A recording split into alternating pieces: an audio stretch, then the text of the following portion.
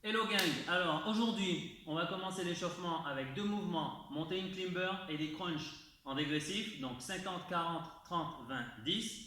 Ensuite, deuxième partie, on va faire des death by push-up, départ 6 répétitions sur la première série. Donc je rappelle que le principe des death by push-up, c'est d'augmenter d'une répétition de plus que la première série à chaque fois et dans chaque minute. Donc départ chaque minute, si je commence avec 6 répétitions, à la prochaine minute je devrais en faire 7, etc., etc. Sur 10 minutes, je pense que ça peut être assez intéressant. Et on va finir par un travail Metcon avec des shuttle runs sur 15 mètres, départ 6 touches et un ladder en demi-squat jump. Donc sur l'angle, on va voir dans la démo à quoi ça ressemble. Demi-squat jump, où on va commencer par 3 répétitions, ensuite 6, ensuite 9, 12, etc., etc. pendant 15 minutes. Place à la démo.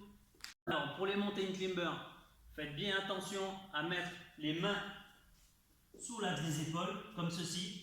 Gardez toujours le dos le plus plat possible pour pouvoir enchaîner ce mouvement qu'on échange en haut. Donc évitez de faire ça, poser le pied et repartir, sinon c'est pas intéressant au niveau du gainage. D'accord? Évitez également de monter les fessiers comme ça c'est pas bon. Donc je reste ici, je travaille le gainage et les montées timber doivent se faire comme ceci.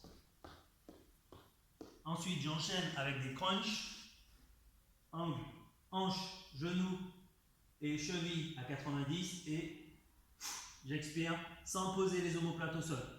J'expire comme ceci.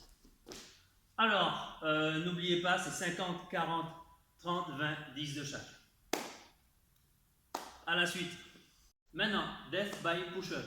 Donc, je me place toujours avec les mains sous l'axe des épaules.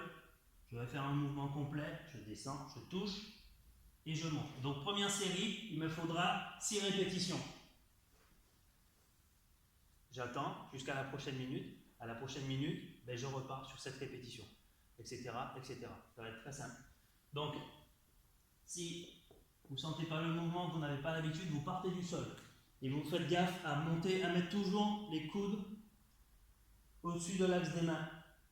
Donc là, pour ceux qui n'ont pas l'habitude, vous partez sur les genoux et vous finissez comme ceci, pour les débutants.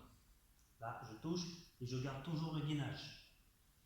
Pour ceux qui sont plus aguerris, mouvement full. Et maintenant, on va passer sur le travail cardio.